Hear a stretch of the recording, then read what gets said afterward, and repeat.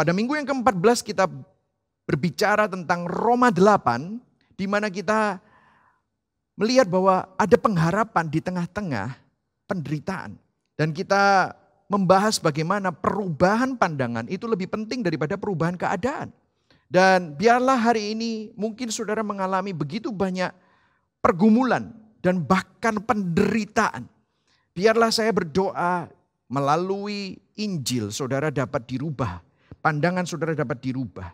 Dan kita melihat bahwa Tuhan mengizinkan penderitaan. Dan penderitaan itu mengingatkan kita bahwa hidup kita ini memang rapuh dan rentan. Penderitaan juga mengingatkan kita bahwa kita tidak diciptakan untuk dunia. Dunia tempat kita tinggal saat ini hanyalah sementara. Dan kita diciptakan untuk bersama-sama dengan Kristus di dalam kekekalan. Dan penderitaan mengingatkan kita bahwa kita butuh Tuhan yang menyelamatkan. Nah, di minggu ke-14 kita belajar bahwa di dalam dunia kita pasti mengalami penderitaan. Tetapi di dalam penderitaan kita, Tuhan mengerjakan sesuatu yang penting di dalam kita. Dan yang ketiga kita juga belajar di dalam kedaulatannya ada suatu kepastian. Bahwa pekerjaan Tuhan tidak akan gagal. Nah sebenarnya khotbah hari ini adalah sambungan dari Roma 8 ayat 30. Dan kita akan mulai dari ayat 31 sampai ayat 39. Dan hari ini judul khotbah saya adalah Assurance and Security in Christ. Nah sebelum saya memulainya, saya ada sebuah ilustrasi khotbah mengenai seseorang yang bernama Peter Deneca. Peter Deneca. Nah sebuah cerita tentang seorang imigran Rusia yang melarikan diri ke Amerika Serikat pada tahun 1911. Peter melarikan diri dari revolusi komunis. Dia menceritakan kisah pelariannya dari Rusia. Orang tuanya mengorbankan segalanya untuk mendapatkan tiket kapal ke Amerika, saudara. Dia naik kapal hampir tidak punya apa-apa, tanpa uang. Hanya sebungkus kecil dengan beberapa potong pakaian dan beberapa potong roti kering yang diselipkan orang tuanya untuk bekal selama perjalanannya. Dia mengatakan bahwa sepanjang perjalanan dia sering melihat ke ruang makan, berharap dia bisa mendapatkan makanan mewah yang disajikan. Dia melihat orang-orang makan. Dia sangat lapar dan dia mendekati beberapa awak kapal. Dan mereka memberitahu dia jika dia setuju untuk kerja di kapal. Sehingga para awak kapal bisa berbagi sedikit makanan mereka yang sederhana. Dia mengatakan akhirnya pada hari terakhir, di akhir perjalanannya mau sampai ke Amerika, dia baru menyadari bahwa pembelian tiket kapalnya itu sudah termasuk dengan makan 3 kali di ruang makan penumpang. Peter berkata, aduh aku taunya telat. Terlambat aku mengetahui. Dan dia berkata begini, hanya karena saya tidak mengerti apa yang termasuk di dalam tiket.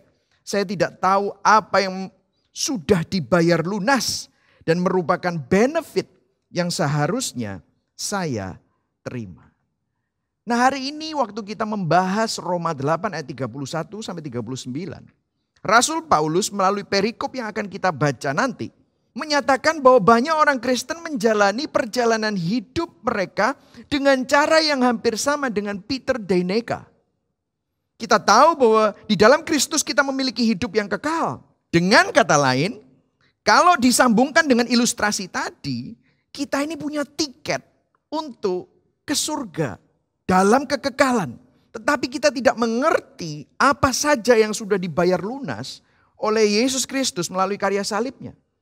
Bukan hanya untuk kehidupan di alam baka. Tetapi bahkan saat ini juga. Sewaktu kita mengalami berbagai macam penderitaan. Semestinya kita mengalami suatu kepastian. Suatu keamanan. Nah saya akan memulai khotbah saya hari ini dengan ayat 29 dan 30 yang sudah pernah kita baca beberapa minggu yang lalu. Tetapi kita belum terlalu membahasnya terlalu dalam. Tetapi kedua ayat ini set the stage. Merupakan landasan dari 5 pertanyaan Rasul Paulus yang akan kita lihat di ayat 31 sampai ayat 39. Kita akan baca sama-sama. Ini adalah versi dari terjemahan sederhana Indonesia. Dan kalau saudara perhatikan di situ ada 5 kata yang saya kasih di dalam kurung dan saudara akan melihat kita akan membahasnya satu demi satu. Ayat 29.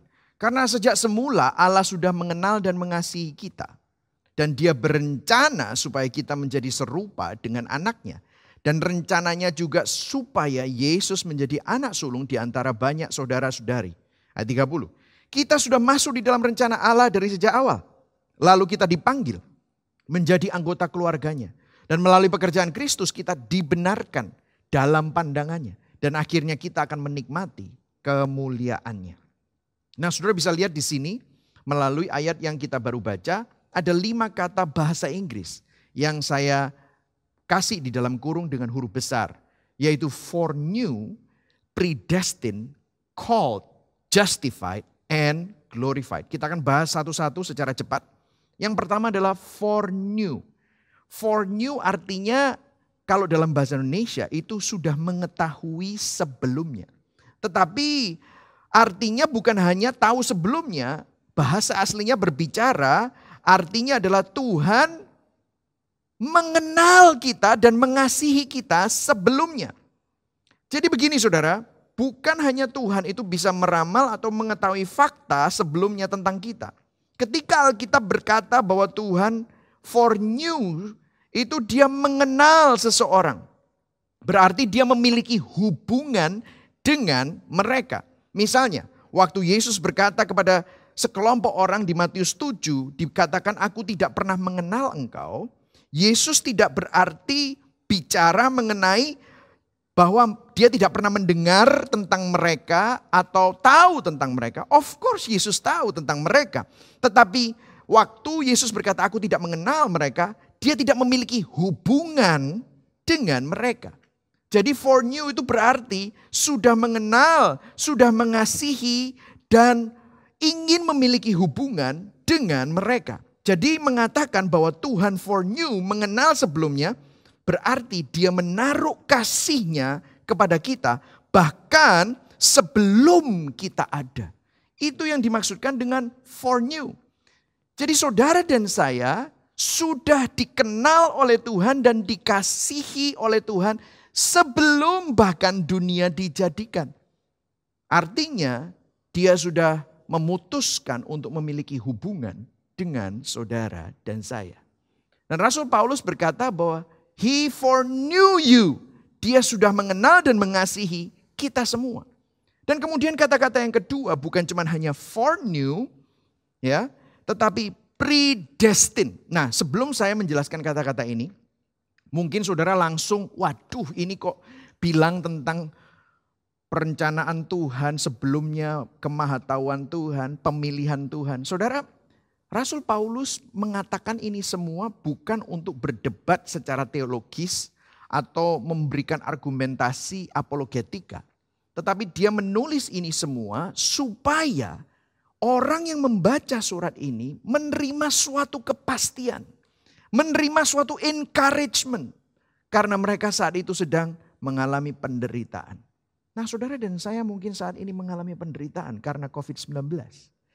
Saudara lihat di mana-mana ada kabar duka. Mungkin saat ini saudara sedang mengalami. Mungkin saat ini saudara sedang sakit. Mungkin ekonomimu sekarang tergoncang.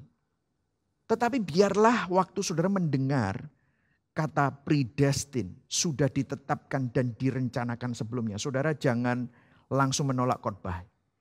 Tetapi dengarkan dulu sampai habis. Dan juga saudara saya berjanji yang kedua, minggu depan saudara perlu kembali lagi untuk mendengarkannya. Karena Roma 9 akan bicara tentang kedaulatan Tuhan dengan jauh lebih dalam. Dan saya berjanji akan membahas secara teologis semua hal-hal mungkin yang menjadi pertanyaan saudara mengenai kedaulatan Tuhan. Tetapi dengarkan saya, predestined. Kenapa? Kok ini bicara tentang predestined? Predestined artinya to determine the destination beforehand, yang berarti sudah dari semula ditentukan tujuannya atau destinasinya. Dengan kata lain, Tuhan telah menetapkan orang-orang yang Tuhan kenal dan kasihi sebelumnya, yaitu foreknew, untuk menjadi serupa dengan Yesus Kristus. Nah, saudara perlu tahu sekali lagi, Rasul Paulus ingin mengingatkan jemaat di Roma dan memberikan kebenaran bahwa ada suatu kepastian, suatu keamanan, dan suatu jaminan bahwa sebelum dunia dijadikan, Tuhan sudah mengenal dan mengasihi kita umatnya. Foreknew. Dia memiliki tujuan dan menetapkan Anda, predestined, untuk menjadi serupa dengan Kristus. Dan tidak ada yang dapat menghalangi dan menggagalkan rencana Tuhan yang sempurna itu. Yang setuju katakan amin. Bukankah ini merupakan suatu kabar baik, saudara? This is not some theological discussion yang perlu kita argumentasikan.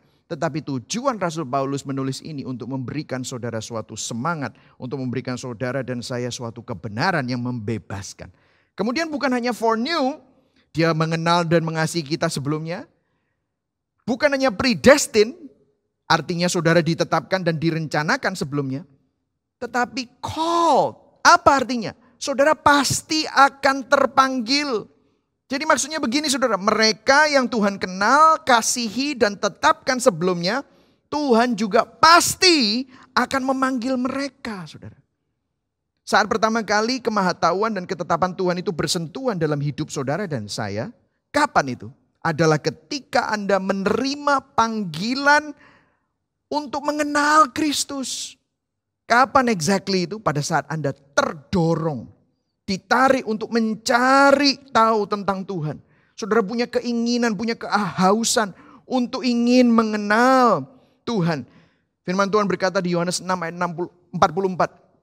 Tidak ada seorang pun yang dapat datang kepadaku jikalau apa saudara? Baca sama-sama yang digarisbawahi. Ia tidak ditarik oleh Bapa yang mengutus aku. Dan ia akan kubangkitkan pada akhir zaman. Mungkin saudara bertanya, dan banyak sekali orang yang bertanya kepada saya, bagaimana saya tahu jika Tuhan yang Maha Tahu itu mengenal dan mengasihi dan menetapkan saya sebelumnya dan memanggil saya? Jawabannya mudah. Ini jawabannya. Kalau Anda memiliki keinginan untuk mengenal Tuhan, Anda berpikir, apa yang Tuhan pikirkan ya kalau aku melakukan ini? Itu berarti jika Anda memiliki keinginan untuk datang kepada Yesus, itu adalah bukti dari panggilan itu. Domba-dombaku mendengar suaraku, Yesus bilang. Karena dialah sang gembala agung. Karena tanpa panggilan itu, Anda tidak akan memiliki keinginan untuk mengenal Tuhan. Kalau hari ini, saudara memiliki keinginan untuk mengenal Tuhan. Kalau hari ini, saudara mengalami pergumulan dan saudara menjerit kepada Tuhan. Dan saudara minta pertolongan sama Tuhan. Itu adalah tanda bahwa Tuhan memanggil Anda. Saudara dan saya ada di dalam genggaman tangannya. Filipi 2 ayat 13 bahkan dikatakan begini. Karena Allah lah yang mengerjakan di dalam kamu baik kemauan maupun kemampuan untuk melakukan apa yang menyenangkan hati Tuhan. Filipi 2 ayat 13. Jika Anda memiliki keinginan untuk menyenangkan dan mengenal Tuhan, itu adalah panggilan. Ada satu ayat lagi saudara. Di 1 Tesalonika 1 ayat 4-5a. Kita baca sama-sama ya. Dan kami tahu, hai saudara-saudara yang dikasihi Allah, bahwa Ia telah apa? Memilih kamu. Sebab Injil yang kami beritakan bukan disampaikan kepada kamu dengan kata-kata saja, tetapi juga dengan kekuatan oleh Roh Kudus, dengan suatu kepastian yang kokoh. Mungkin Anda bertanya, Pastor, bagaimana mekanismenya bahwa kita yang membuat keputusan secara sukarela untuk percaya, tetapi juga kedaulatan Tuhan yang menetapkan dan memilih kita. Nah, beberapa dari Anda merasa kedaulatan Tuhan mengejar Anda. Seakan-akan Anda dipojokkan dan Anda tidak bisa lari dari Tuhan. Tetapi ada beberapa dari saudara merasa, oh sepertinya ada banyak jalan tetapi Anda dengan sukarela tertarik dan tergugah untuk meresponi Injil. Well, saya mau kasih tahu, dengarkan saya. Dua-duanya benar saudara. Dua-duanya benar. Kedua elemen itu dua-duanya ada. Artinya begini saudara, jika Anda bisa percaya kepada Yesus dan memiliki suatu keyakinan bahwa Yesus adalah Tuhan, itu karena secara sukarela hati Anda memilih untuk percaya. Tetapi jika Anda memilih untuk percaya kepada Yesus, itu pun juga karena Tuhan yang menarik Anda dan memilih Anda. Jadi dua elemen itu ada. Jadi itulah misterinya. Nah, selanjutnya ya, kita teruskan. Saya nggak punya waktu untuk masuk lebih dalam. Minggu depan kita akan bicara tentang hal itu. Kemudian apa?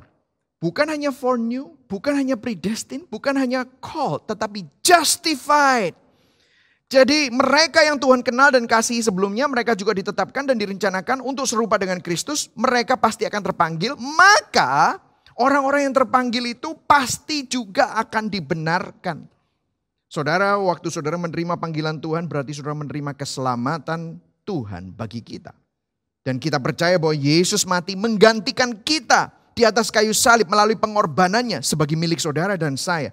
Maka semua kesalahan dan dosa kita dihapuskan. Kita menerima justification. Justified. Ada bahasa Inggris yang bilang, just as if I've never sinned. Wah, justified. Seakan-akan, seolah-olah saya tidak pernah berbuat dosa. Kenapa? Karena kebenaran Kristus diberikan kepada Anda. Dan dosa Anda sudah ditanggung di atas kayu salib. Itu yang Yesus Kristus lakukan. Dan kemudian bukan cuma hanya justified, tetapi glorified. Juga pasti akan dimuliakan. Mereka yang Dia kenal dan kasihi sebelumnya dan ditetapkan dan dipanggil dan dibenarkan, mereka juga dimuliakan. Glorification. Ini adalah destinasinya.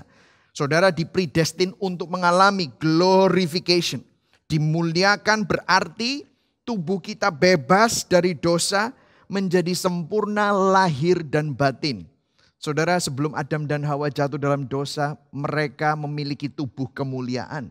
Dan ini yang akan terjadi dengan kita. Kita akan menjadi sama seperti Yesus. Sekarang mungkin ada beberapa dari Anda jujur. Anda mungkin kedengarannya tidak begitu tertarik. Apa sih? Glorified menjadi serupa dengan Kristus. Saudara mungkin bayangkan gambarnya Yesus. Gua gak mau deh jadi orang gondrong, brewokan begitu saudara ya. Mungkin saudara gak kepingin seperti itu. Tapi ini bukan bicara tentang fisiknya saja. Tetapi kita bicara tentang sebuah state di mana kita itu memiliki suatu kebahagiaan yang sepenuhnya. Firman Tuhan di Yohanes 10 ayat 10 berkata, aku akan memberikan engkau hidup yang berkelimpahan. Nah, sebagai ciptaan yang baru, akhirnya saudara dan saya menjadi ciptaan yang baru dan menghidupi pembaharuan itu menurut gambar Kristus menjadi utuh seutuh-utuhnya.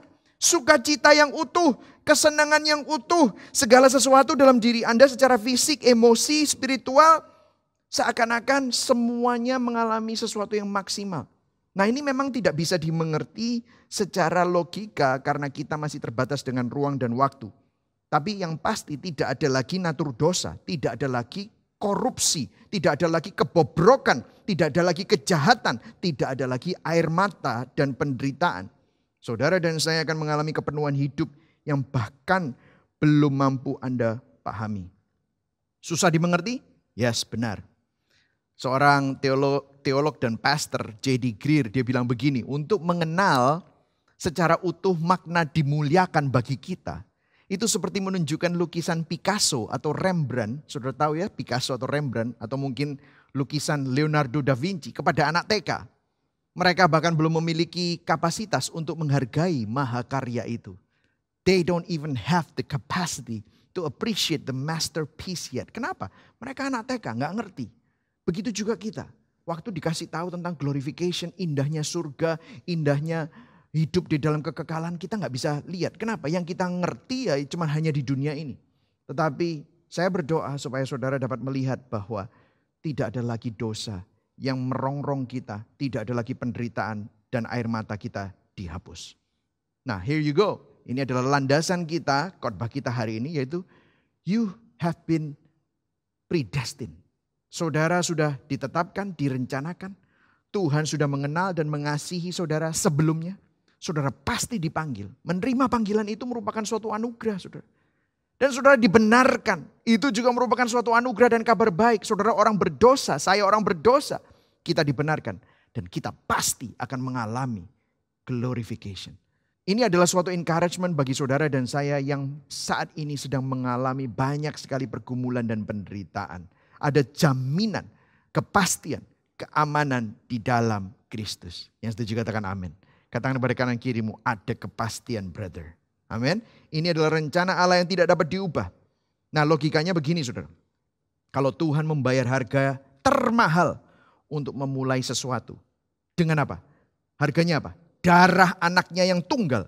dan memberikan kekuatan terbesar untuk menyelesaikan pekerjaannya. Yaitu apa? Kuasa kebangkitan Kristus melalui apa? Roh Kudusnya. Dan berjanji dengan tujuan kedaulatannya untuk menyelesaikannya. Maka kita dapat dengan yakin bahwa Allah bekerja dalam segala sesuatu untuk kebaikan menurut rencananya. Memenuhi rencananya bagi kemuliaannya. Nah saudara, kalau saudara perhatikan, Rasul Paulus bisa saja berhenti menulis di sini. Tetapi seakan-akan dia tidak bisa menahan diri saudara. Dia senang sekali waktu dia menjelaskan ini dengan semangat.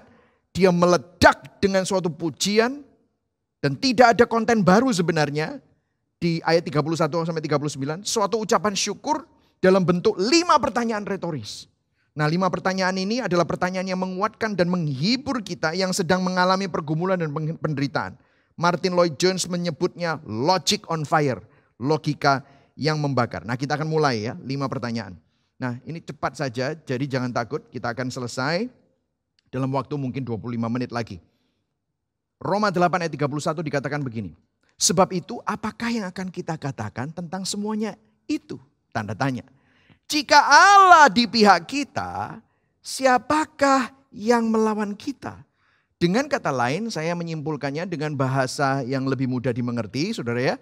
Pertanyaan pertama adalah jika Tuhan yang Maha Kuasa telah merencanakan kebaikan kita, mengapa kita harus takut atas apa yang sedang kita hadapi? Nah, hear me out saudara, dengarkan saya. Paulus tidak mengatakan bahwa hidup kita akan bebas dari pergumulan dan penderitaan, bukan loh.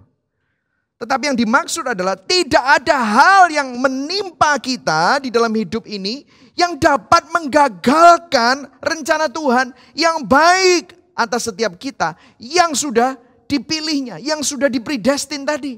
Gak mungkin. Saya tahu beberapa dari Anda sedang mengalami pergumulan. Dan begitu banyak mungkin air mata. Anda dapat berkata dalam doa Anda waktu Anda mengerti ini. Siapa atau apa yang bisa menggagalkan rencana Tuhan? Coba masalah keuangan. Masalah sakit penyakit.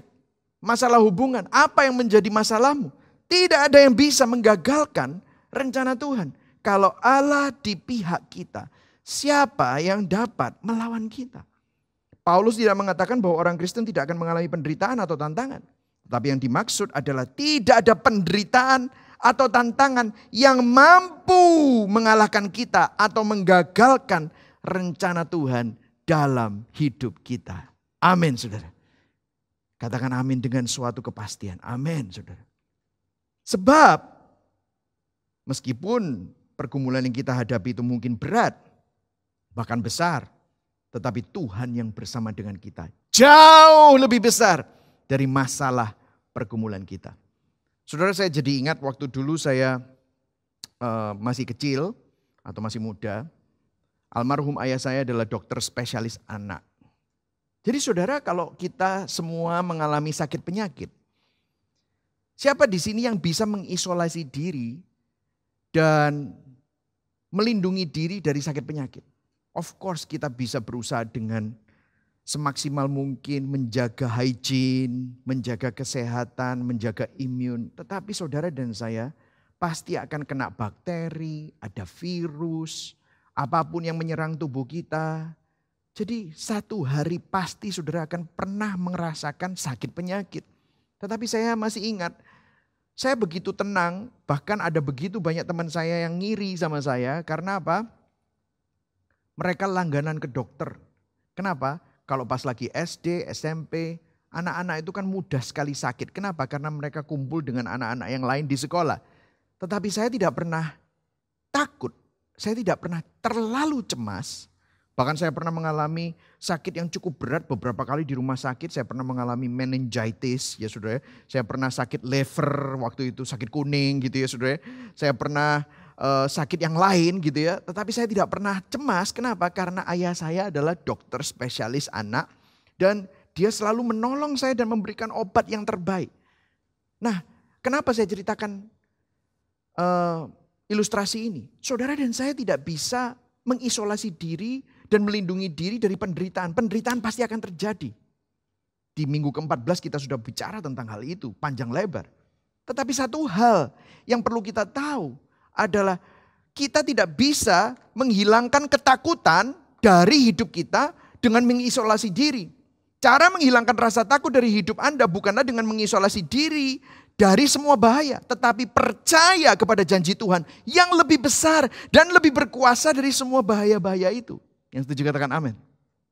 Kedekatan kita tidak bisa lebih dekat lagi dengan Tuhan. Kenapa? Karena Tuhan sekarang tinggal di dalam saudara dan saya. Dia memastikan Roh Kudusnya bersama dengan saudara dan saya. Sehingga apapun yang saudara sedang hadapi, itu tidak akan bisa menggagalkan rencana Tuhan. Amin saudara. Wow, bukankah ini merupakan suatu kabar baik saudara. Jadi hari ini saudara, saya pun juga mengalami banyak pergumulan. Mungkin ada yang bertanya, pastor kayaknya hidupnya santai-santai aja ya, kayaknya senang-senang aja. Siapa bilang saudara? Mungkin saudara melihat di sosial media saya masih naik sepeda, saya masih berusaha untuk hidup dengan normal. Of course itu semua dengan prokes yang protokol kesehatan yang ketat. Tetapi saya tidak mau dilumpuhkan, saya bukan meremehkan COVID-19, tetapi saya tidak mau dilumpuhkan oleh ketakutan saya. Apakah saya banyak masalah? Yes. Saudara, saya seorang business owner, istri saya adalah CEO dari company yang kami miliki. Dan saat ini kita mengalami begitu banyak masalah dalam perusahaan kita. Tetapi apa yang bisa kita lakukan? Kadang-kadang kita menghitung dengan kalkulator, kita berusaha berencana A, B, C, D. Tetapi semua itu kalau kita mengalami jalan buntu, akhirnya kita harus menyerah bahwa Tuhan yang memberikan bisnis ini, Tuhan yang memberkati bisnis ini. Maka saya percaya kalau memang kita masih diizinkan untuk meneruskan bisnis ini di dalam kedaulatan Tuhan, maka Tuhan yang akan memelihara. Bukan berarti kita malas-malasan, tetapi kita lakukan yang terbaik. Dan akhirnya saya bilang sama istri saya, mau dihitung berapa kali juga pasti kenyataannya masih belum tahu. Kita percaya sama Tuhan, kita jalan, kita maju, kita buat strategi yang terbaik. Tapi pada akhirnya kita harus menyerahkan bahkan bisnis kita di dalam tangan Tuhan. Tetapi percayalah, Tuhan bersama dengan kita. Sehingga waktu kita memutuskan untuk berserah, bukan berarti kita tidak melakukan apa-apa. Tetapi kita mengubah pandangan kita. Sehingga kekhawatiran, ketakutan itu tidak melumpuhkan hidup saudara dan saya. Yang setuju katakan amin. Kemudian pertanyaan yang kedua dikatakan. Ini luar biasa. Jadi precept upon precept. Jadi yang pertama adalah kalau Allah di pihak kita, siapa yang menjadi lawan kita? Kemudian ditambahin lagi dengan sebuah pertanyaan lagi. Ayat 32. Ia yang tidak menyayangkan anaknya sendiri, tetapi yang menyerahkannya bagi kita semua. Bagaimanakah mungkin ia tidak mengaruniakan segala sesuatu kepada kita bersama-sama dengan dia? Kalau saya bisa simpulkan pertanyaan yang kedua ini, jika Tuhan telah menyerahkan hartanya yang paling berharga, yaitu siapa? Yesus Kristus, pribadi kedua dari Allah Tritunggal, untuk menyelamatkan saudara dan saya. Mengapa kita masih khawatir akan kebutuhan kita yang lain, saudara? Saudara, kalau saya memberikan sedikit ilustrasi, kalau saudara melihat botol ini adalah botol plastik air minum yang tidak ada harganya. Tetapi saya andaikan misalnya botol ini adalah botol antik yang harganya 1 juta US dollar. Dan nenek moyang saudara membayarnya dengan menjual rumahnya untuk mendapatkan botol ini dan disimpan. Dan kemudian botol ini diwariskan kepada Anda. Apa yang Anda akan lakukan? Harganya sekarang triliunan rupiah. Apa yang akan Anda lakukan terhadap botol ini? Anda akan jaga. Betul nggak? Anda akan simpan. Anda akan pastikan botol ini aman dan tidak rusak. Betul saudara? Dengarkan saya. Allah Bapa mengorbankan anaknya yang tunggal, Yesus Kristus. Dia yang tidak mengenal dosa menjadi dosa. Dia kudus. Dia tidak pernah mengenal dosa. Dia jadi dosa. Menanggung dosa di atas kayu salib. Untuk apa? Membayar mahal harga untuk menebus hidup saudara dan saya. Menanggungnya di atas kayu salib. Kalau Tuhan begitu mahal bayarnya, bahkan nyawanya sendiri dia berikan, bagaimana mungkin Tuhan tidak memberi Anda apa yang Anda butuhkan untuk memampukan Anda untuk melakukan kehendaknya, untuk memuliakan Dia. Tidak mungkin kalau Tuhan yang menyelamatkan Anda dari kutukan kekal dan tidak memberikan kekuatan yang kita butuhkan dalam menghadapi pergumulan saudara, dalam menghadapi pergumulan melawan COVID-19, bertahan dalam penderitaan, tidak mungkin saudara. Mengapa Dia mengirim Roh Kudus untuk berdiam di dalam kita dan tidak memberi Anda hikmat untuk membesarkan anak-anak Anda? Padahal Dia sendiri yang menitipkan anak-anak itu kepada saudara dan saya. Tidak mungkin saudara. Saudara, kita cenderung sibuk dengan kehidupan kita. Kalau what if? Bagaimana kalau saya membuat keputusan yang salah? Bagaimana saya kalau khawatir tentang masa depan saya? Bagaimana dengan pekerjaan saya? Bagaimana dengan... Dan kita seakan-akan lumpuh. Saudara perlu sadar bahwa Tuhan yang berdaulat atas langit dan bumi itu telah memutuskan. Dia foreknew you. Dia mengenal saudara, mengasihi saudara. Dia predestined you. Dia sudah menetapkan dan memilih saudara. He called you. Dia memanggil saudara. Tadi ya. He justify you. Melalui karya salib Kristus. Dia membenarkan saudara. Pasti destinasi akhirnya tidak akan gagal. Mazmur Daud berkata di dalam Mazmur 23. Tuhan adalah gembalaku. Sekalipun aku melewati lembah kekelaman. Saudara lihat ya. Kadang-kadang jalannya Tuhan itu harus lewat lembah kekelaman itu. Sekalipun aku melewati lembah kekelaman, aku tidak takut bahaya. Itu karena apa? Apakah karena gue punya duit? Apakah karena gue sehat? Aku tidak takut bahaya. Sebab apa? Tuhan besertaku. Dan bagaimana Dia bayar mahal supaya Tuhan bisa beserta dengan saudara dan saya?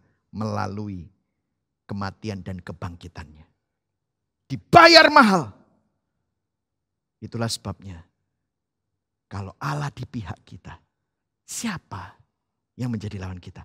Ia yang tidak menyayangkan anaknya sendiri dan memberikannya dan mengorbankannya untuk kita semua. Bagaimana mungkin Dia tidak memberikan segala sesuatu bersama-sama dengan Dia? Saudara, hari ini ingatlah. Tuhan telah menyerahkan harta yang paling berharga miliknya untuk menyelamatkan saudara dan saya. Artinya saudara dan saya tidak akan ditinggalkan sendirian. Amin saudara. Nah, pertanyaan ketiga dan keempat saya akan jadikan satu. Dan itu ada di ayat 33 dan ayat 34. Kita teruskan. Siapakah yang akan menggugat orang-orang pilihan Allah? Allah yang membenarkan mereka? Siapakah yang akan menghukum mereka?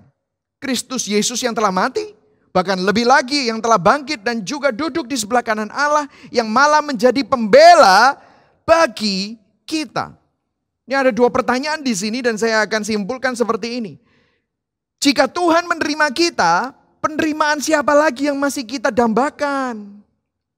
Dan pertanyaan yang keempat, jika Yesus sang hakim dihakimi menggantikan kita, penghakiman siapa lagi yang masih kita takuti? Saya akan mulainya dengan pertanyaan yang keempat dulu ya saudara ya. Coba bayangkan begini, mari kita jabarkan melalui logika dari dua pertanyaan itu.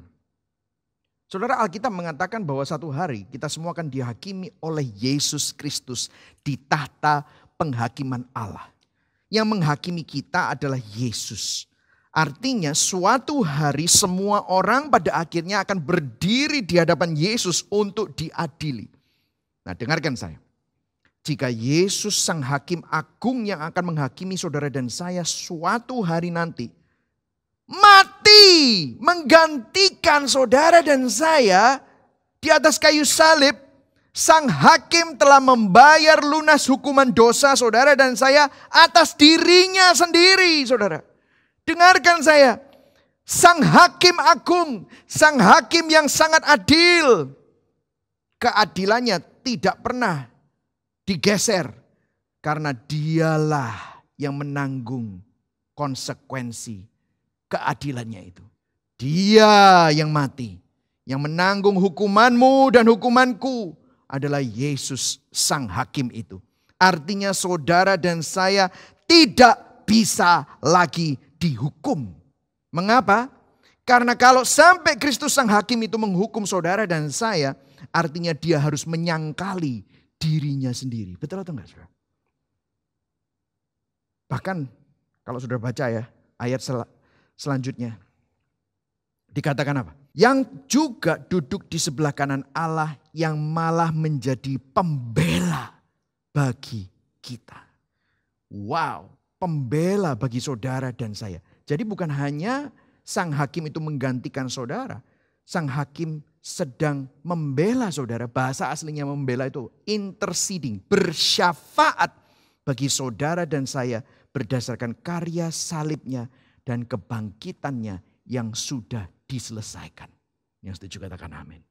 Ada satu ayat lagi saudara yang bisa mengilustrasikan hal ini, yaitu 1 Yohanes 1 ayat 9. Jika kita mengaku dosa kita, maka ia adalah setia dan adil sehingga ia akan mengampuni segala dosa kita dan menyucikan kita dari segala kejahatan. Nah saudara, ada sesuatu yang menarik di sini, dikatakan bahwa ia adalah setia dan adil.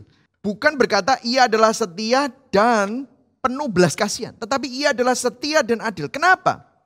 Bukan setia dan belas kasihan. Jadi faithful and merciful. No, it's not. But faithful and just. Setia dan adil. Nah saudara, seringkali di dalam pikiran saya, Tuhan itu seperti ini. Setia dan penuh belas kasihan.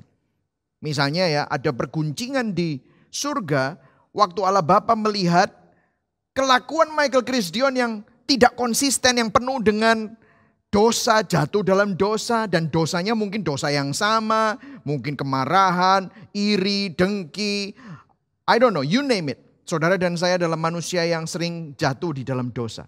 Dan mungkin Allah Bapa seakan-akan di surga, aduh Michael Chris Dion ini jatuh terus ya dalam dosa ya. Udah malaikat, saya udah gak sabar dengan ini semua, kita sambar petir aja. Kemudian Yesus menjadi pembela kita. Nah ini yang sering kali kita pikirkan ini seperti ini.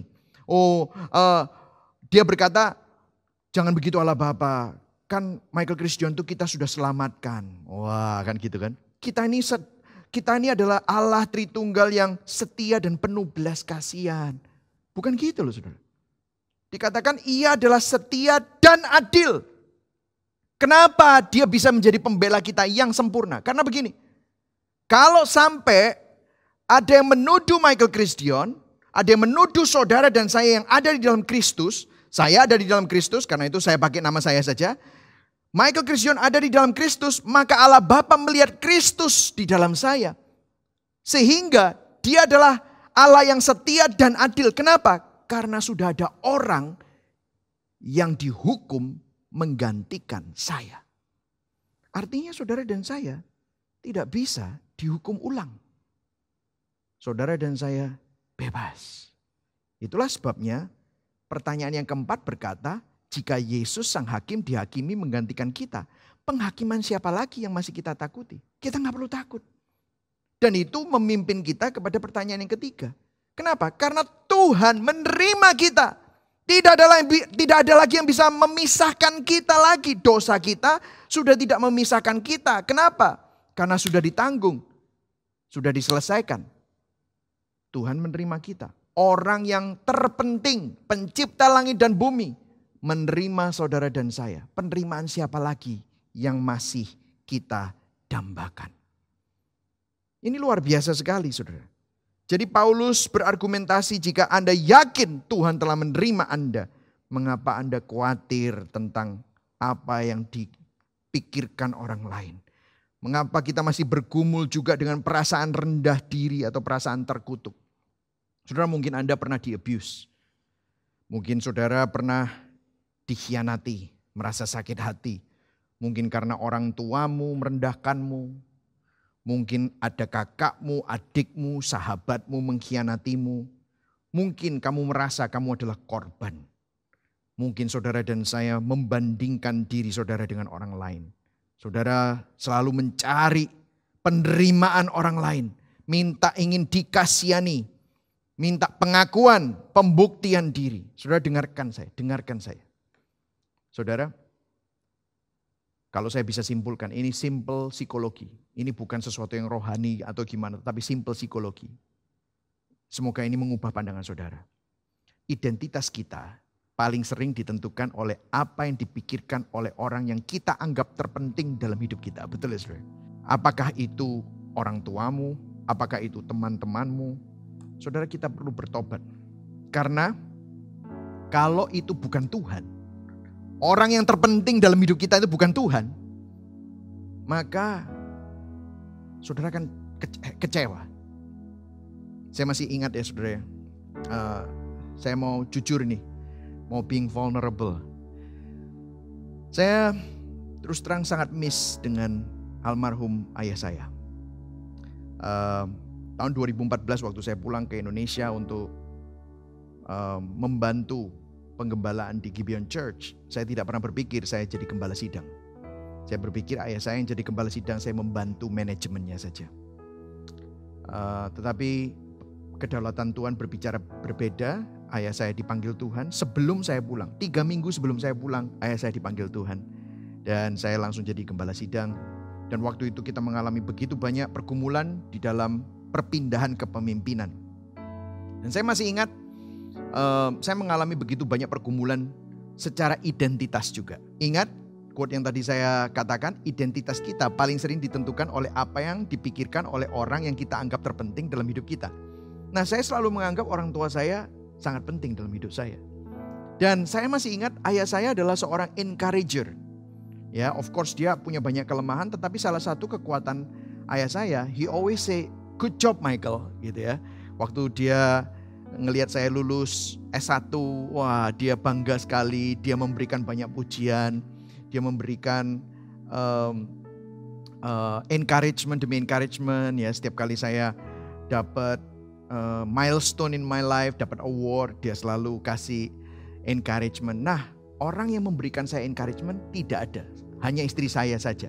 Tetapi pada saat itu, saya ingin menyenangkan orang tua saya, tetapi ayah saya sudah meninggal. Nah, my mother is different than my father. Mama saya berbeda dengan ayah saya. Dia pun juga punya banyak kelebihan. Mama saya adalah supporter saya yang paling luar biasa. Dia mendoakan saya, dia mendukung saya. Tetapi memang berbeda. Dia tidak pernah orang yang sering berkata-kata manis. Mama saya tidak terlalu. Ini mama saya mungkin mendengar saat ini bahkan ya. Tetapi ini menunjukkan pergumulan saya dan saya tidak malu mengatakan ini semua. Jadi apa yang terjadi? Saya menunggu selama saya menjadi gembala sidang, saya melakukan banyak sekali perubahan-perubahan dan gereja mulai mengalami suatu pertumbuhan gitu ya. Saya pernah gumun di dalam hati. Kok mama gak pernah ya ngomong sama aku, "Good job son, good job ya." Wah luar biasa ya. Gak pernah sama sekali, satupun. Bahkan kalau saudara tahu, kita pun juga memiliki perbedaan secara teologis. Mungkin saudara tahu saya backgroundnya adalah Reform Theology. Mama saya adalah dari Pentakosta ya, karismatik. Kita ada perbedaan-perbedaan. Kita mengasihi satu dengan yang lain. Dan seakan-akan mungkin karena perbedaan itu mungkin mama gak pernah memuji saya. Atau bagaimana. Sehingga dalam hati saya selalu longing, saya mendambakan pujian atau penerimaan dari mama saya. Dan itu cukup mengganggu. Saya sampai bicara sama istri saya tentang hal itu. Kemudian satu hari kita pernah duduk di meja makan dan kita bicara-bicara tentang hal yang lain. Kita bicara tentang pelayanan secara umum. Kemudian mama saya nyeletuk sesuatu yang membuat saya sadar. Dan ini merupakan filosofi hidupnya. Dan ini menyadarkan saya dan membuat saya bertobat. Nah, kemudian dia berkata begini, ya kalau kita pelayanan itu, kita pelayanan bukan untuk menyenangkan manusia atau untuk mendapatkan pujian siapapun. Tetapi kita melayani itu karena Tuhan sudah memberikan anugerah kepada kita untuk memuliakan Dia, melayani Dia dengan segenap hidup kita. Dan pada saat itu saya diingatkan, wow, selama ini di dalam pelayanan saya bilang saya memuliakan Tuhan. Saya melayani untuk Tuhan. Tetapi seringkali di hati kecil saya ingin mendapatkan pujian dari manusia, yaitu mama saya. Dan malam itu saya bertobat, Tuhan ampuni aku. Aku tidak membuat Tuhan yang sudah mati di atas kayu salib, yang membayar mahal, hidup yang mestinya mengalami maut. Tetapi saya masih mendambakan orang lain. Dan itulah sebabnya saya sering kecewa. Saya sering merasa ditolak. Padahal saya sudah diterima oleh Tuhan. Nah, hari ini penerimaan siapa yang saudara masih dambakan? Biarlah hari ini saudara sadar bahwa Tuhan menerima saudara dan saya. Yang setuju katakan amin. Dan yang terakhir, Roma 8 ayat 35 berkata, siapakah yang akan memisahkan kita dari kasih Kristus? Penindasan? Atau kesesakan? Atau penganiayaan? Atau kelaparan? Atau ketelanjangan? Atau bahaya? Atau pedang? Nah, kalau saya bisa simpulkan, pertanyaan yang kelima adalah jika tidak ada yang bisa memisahkan kita dari kasih Tuhan, masih adakah yang perlu kita takutkan? Masih adakah yang perlu kita takutkan? Mestinya tidak ada, saudara.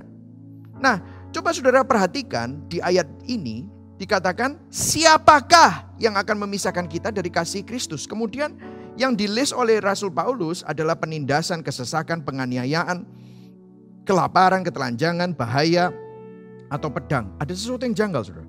Karena Paulus berkata siapakah, tetapi kemudian dia menjawab pertanyaan itu dengan hal-hal yang terjadi dalam hidup kita. Mestinya kan ngomongnya gini, apakah yang dapat memisahkan kita dari kasih Kristus? Ini kan mestinya begitu. Kok siapakah? Apakah ini salah? Atau ini benar-benar intensional? Nah, ada beberapa komentari. Sebenarnya Rasul Paulus benar-benar mengatakan siapakah. Kenapa? Pertama, saudara dan saya waktu kita mengalami penderitaan, itu serasa sangat personal, betul nggak?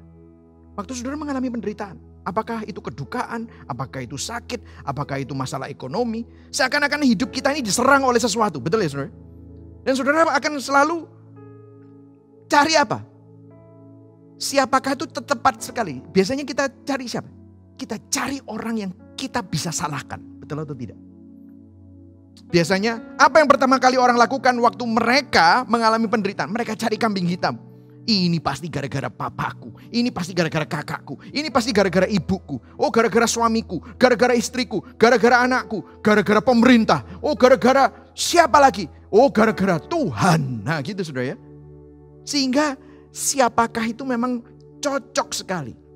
Dan siapakah juga Rasul Paulus ingin berkata bahwa siapapun yang berusaha menyerang kamu, siapa yang bersama dengan kamu itu lebih besar daripada apapun dan siapapun yang berusaha menggagalkan rencana Tuhan. Dan rencana Tuhan tidak bisa gagal. Itulah sebabnya saya pernah memberikan quote ini di khotbah-khotbah sebelumnya. Bukan apa yang kita hadapi yang menentukan, tetapi siapa yang bersama dengan kita. Tuhan keselamatan kita lebih besar dari siapapun yang menjadi oposisi kita.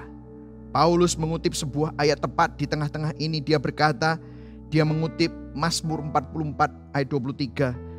Seperti ada tertulis, oleh karena engkau kami ada dalam bahaya maut sepanjang hari. Kami telah dianggap sebagai domba-domba sembelihan. Ini dia mengutip karena saat itu musuh ada di sekitar sang pemazmur. Dan pemazmur bertanya kepada Tuhan, apakah dia telah mengalihkan pandangannya dari bangsa Israel? Apakah Tuhan telah mengalihkan pandangannya dari bangsa Israel? Dan jawaban Paulus adalah tidak. Ayat berikutnya ayat 37. Tetapi dalam semuanya itu kita lebih daripada orang-orang yang menang oleh Dia yang telah mengasihi kita. Saudara dan saya, Injil Kristus jauh lebih kuat. Kasih Tuhan jauh lebih besar. Bahkan dosa kita tidak bisa memisahkan kita dari Tuhan. Bagaimana mungkin hal yang lain? Saat kita lari dari Tuhan, bahkan berpaling dari Tuhan, Tuhan yang telah mengasihi kita berinisiatif untuk mengejar kita, menghampiri kita, menebus kita, memenangkan kita, memenangkan peperangan yang terbesar bagi saudara dan saya. Itulah sebabnya kita lebih dari pemenang. Karena bukan saudara dan saya yang menang, tetapi Tuhan yang menang untuk kita. Saya jadi teringat sebuah quote dari John Piper. Dia bilang begini, seorang pemenang mengalahkan musuhnya, tetapi seseorang yang lebih daripada pemenang membuat musuhnya tidak berdaya. Seorang pemenang membatalkan tujuan musuhnya. Seorang yang lebih daripada pemenang menggunakan niat musuh untuk mencapai tujuannya. Maksudnya begini, saudara. Orang yang lebih dari pemenang itu maksudnya apa? Tuhan mengambil semua yang salah, yang jahat, bahkan penderitaan di dalam dunia ini, dan menggunakannya untuk tujuan kemuliaannya, agar kita menjadi seperti Kristus. Jadi tidak ada yang bisa menggagalkan rencana Tuhan. Kejadian 50 ayat 20 mengkonfirmasi itu. Masih ingat saudara ceritanya Yusuf? Yusuf dijual oleh saudara-saudaranya sampai jadi budak. Tetapi Tuhan terus membela sampai akhirnya Yusuf jadi orang kedua Firaun. Dan pada waktu itu saudara-saudaranya cari makanan. Dia berkata apa? Memang kamu telah mereka-rekakan yang jahat terhadap aku. Tetapi aku telah mereka-rekakannya untuk kebaikan. Dengan maksud melakukan seperti yang terjadi sekarang ini. Yakni memelihara hidup suatu bangsa yang besar. Ada maksud dan tujuan Tuhan. Mungkin ada yang jahat kelihatannya terjadi dalam hidup kita. Tetapi Tuhan akan mengubahkannya, memutarbalikkannya untuk kebaikan. 2 Korintus 4 ayat 17 berkata, sebab penderitaan ringan yang sekarang ini mengerjakan bagi kami kemuliaan kekal yang melebihi segala-galanya. Jauh lebih besar daripada penderitaan kami. Yang setuju katakan amin. Saudara, hari ini bukankah pertanyaan-pertanyaan ini menguatkan kita, saudara? Esensi Injil bertolak belakang dengan dunia. Dengarkan saya. Kristus memberi kehidupan melalui apa? Kematiannya. Kristus memberikan kemuliaan melalui apa? Kehinaan. Kristus memberikan penebusan kepada saudara dan saya melalui apa? Penderitaan. Kristus memberikan pengharapan melalui apa? Kekecewaan murid-muridnya. Salib yang paling hina itu menjadi simbol pengharapan. Dia memberikan sukacita melalui apa? Duka cita. Damai sejahtera melalui apa? Pergumulan. Saudara, pandemi ini begitu berat seakan-akan. Ada kekacauan, ada penderitaan, ada kekhawatiran, ketakutan akan masa depan. Apa yang terjadi dengan dunia ini? Dengarkan saya. Tuhan kita adalah Tuhan yang paradoksal memang. Paradoks Tuhan tidak terselami. Sehingga pada akhirnya apapun yang sedang kita alami itu justru dipakai Tuhan untuk kemuliaannya, untuk kebaikan saudara dan saya. Sehingga pada akhirnya bukan tentang vaksin, bukan tentang siapa yang menjadi pahlawan, bukan tentang keuangan, kesikapan pemerintah, penemuan medis yang bisa menjadi jawaban. Saya yakin Tuhan bisa pakai semua itu. Tetapi saya nggak bilang kita juga perlu sembrono dan nggak jaga protokol kesehatan, bukan itu. Tetapi di dalam kedaulatan Tuhan, apapun keadaan dunia, apapun penderitaan yang sedang kita alami, siapapun yang menjadi pemimpinnya, Tuhan mengerjakan sesuatu di dalam kita untuk tujuannya yang mulia. Tuhan akan dipermuliakan bahkan melalui penderitaan yang kita alami di dalam kehidupan saudara dan saya yang percaya kepada Kristus. Siapa yang dapat memisahkan kita dengan kasih Kristus? Tidak ada. Tuhan berdaulat. Kristus ada bersama dengan saudara dan saya. Bukan apa yang saudara hadapi, tapi siapa yang bersama dengan saudara. Akhirnya Rasul Paulus mengakhirinya dengan sebuah statement. Sebab aku yakin bahwa baik maut maupun hidup, baik malaikat maupun pemerintah-pemerintah, baik yang sekarang maupun yang akan datang, atau kuasa-kuasa, baik yang di atas maupun yang di bawah, ataupun sesuatu makhluk lain, tidak akan dapat memisahkan kita dari kasih Allah yang ada dalam Kristus Yesus, Tuhan kita.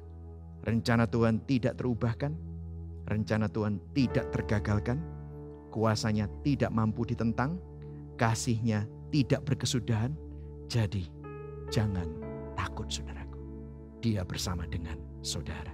Hidup kita di dalam Tuhan yang sudah menebus kita. Siapa yang bersama kita lebih besar dari apapun yang sedang kita alami, karena kita lebih dari pemenang. Amin saudaraku. You are foreknew. You are predestined. You are called. You are justified. You are glorified. Saudara lihat ini semua. Bahasanya adalah past tense. Past tense artinya apa? It's done. Sudah dilakukan, sudah diputuskan. Karena Tuhan di luar dari ruang dan waktu, di dalam kekekalan, Dialah Alfa dan Omega. Dia sudah memutuskannya. Jadi hari ini apapun yang sedang saudara hadapi, kemenangan sudah menjadi milikmu. Bukan akan, sudah. Karena Dia sudah memutuskannya. Amin saudaraku.